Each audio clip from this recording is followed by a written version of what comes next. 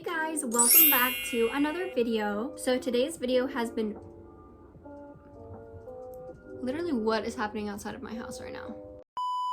Today's video has been very highly requested, and you guys have been waiting for so long for this video. So first of all, I want to apologize. I've taken so long to film this video because there are always people in my house. I got 4 dogs. It's always loud in my house. So I've just been waiting for the right time to film. And today I finally have time to film. And then I can't find one of the posts of the scary stories. So. But I actually found the first one. So we are going to get into these scary stories. And I'm so excited. Let's go. This first one is from Just Flora. I stayed at a haunted hotel in Bisbee, Arizona with my mom and little brothers, and each of the rooms have a different story. We stayed in room 32, and there was a mini room that I slept in across from the main bed area. That room was said to have a man, Sultan, who tickles your feet at night. He killed himself in that room, and I couldn't sleep all night, but when I did get a little sleep, I did feel someone tickling my toes. No, immediately no. Your first mistake was staying in a haunted hotel. Second mistake was falling asleep. No, absolutely not. You're done. Next one is from Aubrey or Aubrey. Might be Aubrey S. If I said your name wrong, I'm so sorry. I love you though, girl. I see you commenting on all my videos and I love you. Okay. This probably isn't that scary to some people, but anyway, my gymnastics class started at 6. At 5:45, I was rushing to change into my leotard and rush out of the house. I threw open my drawer to grab it, put it on, and then slipped on my shoes. Right before I left the room, the drawer literally lifted and closed.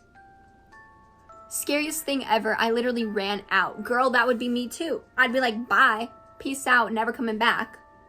Burn it. Burn the whole drawer. Burn the whole cabinet, the whole dresser. This is from It's Just Me.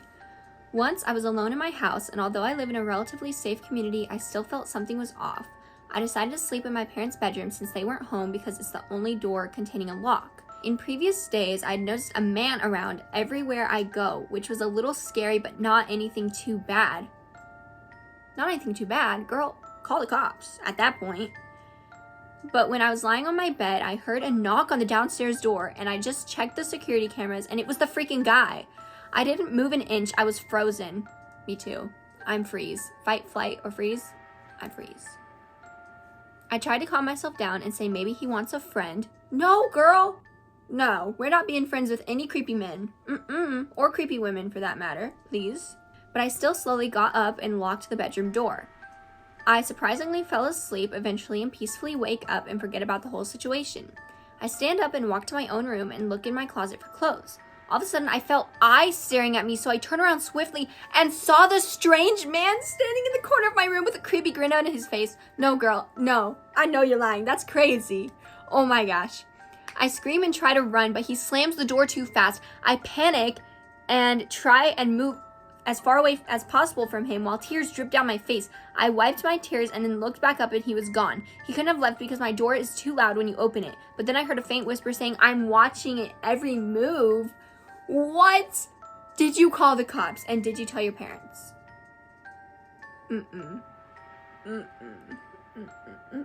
This is from Kai Gives You TikToks.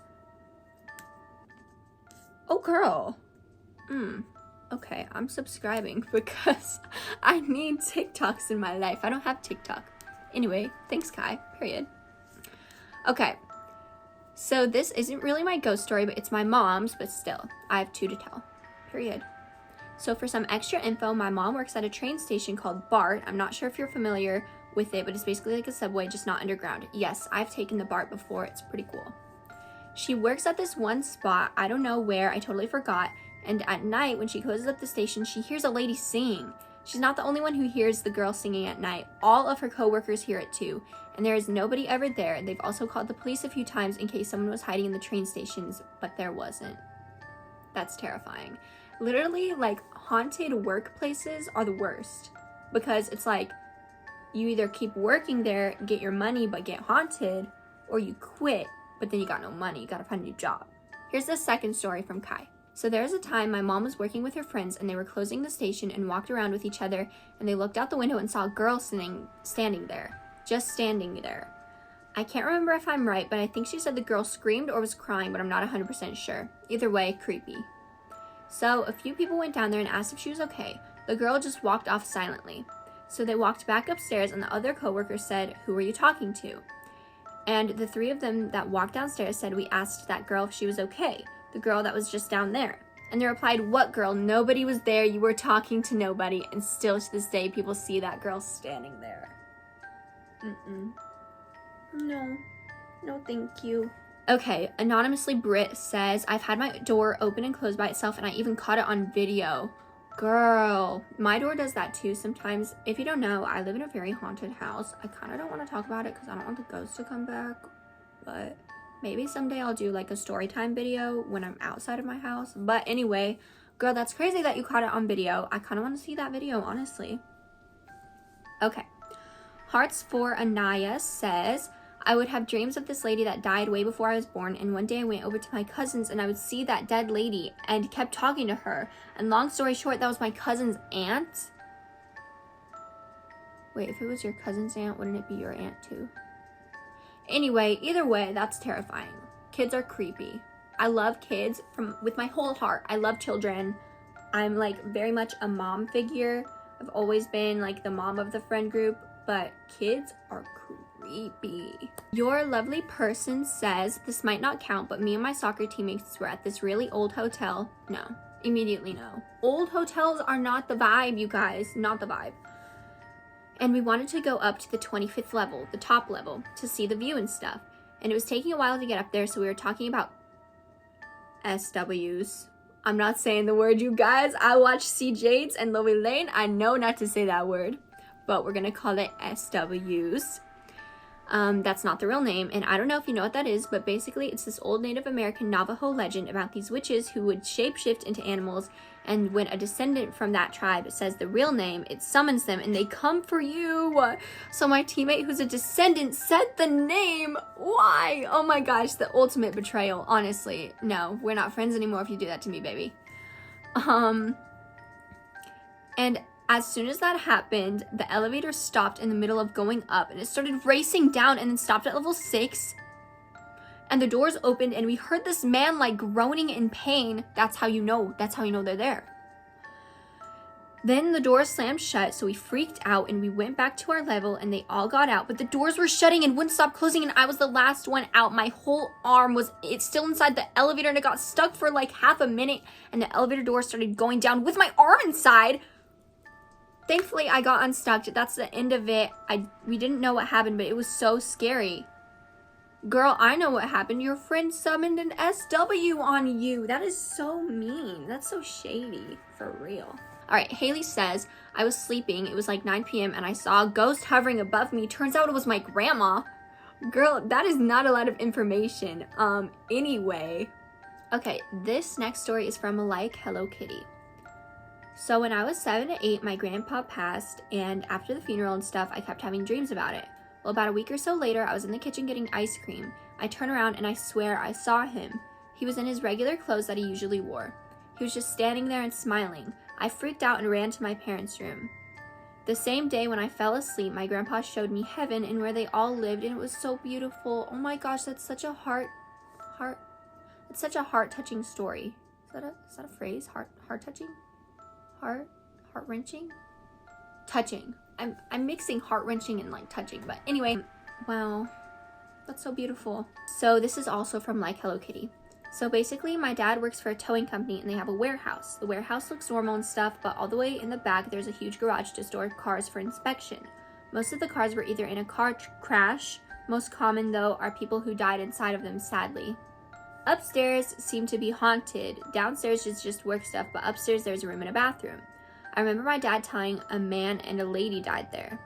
The manager of the company had a friend coming over from Mexico and had nowhere to stay, so he offered the upstairs bedroom. The guy tried to sleep, but he could hear footsteps and someone hovering above him. He told the manager that he couldn't stay there and slept in his truck instead. My dad has some stories about the upstairs as well, but they aren't as crazy as this one. Yeah, I'm with the guy. I'd be like, peace out, homies. I'm going to sleep in my car." This is from Nye. "I don't know if this will count, but when I was younger, my cousins would tell me that there are ghosts everywhere. I'd watch my step and scream when something moved in my bedroom without anyone touching it. They even played a prank on me. Long story short, they scared me so bad I broke my mom's vase. Sorry, Mom.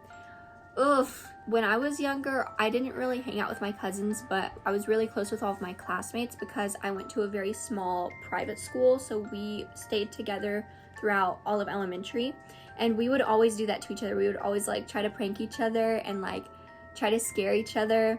And I remember one time we played Charlie Charlie in the church. I don't know if you've ever played that. If you haven't, don't do it because it's terrifying. I don't want to explain the game because I don't want anybody to play the game, but basically like the pencils moved on their own and it was terrifying, and I felt really bad because we did it in a church and I felt so guilty. I had to like pray all night because I felt so guilty about it. So yeah, that's my little story. This is from 11. This isn't that scary, but when I was about 6 or 7, I had a toy car and it kept making noises even though it was shut off. It scared the heck out of me.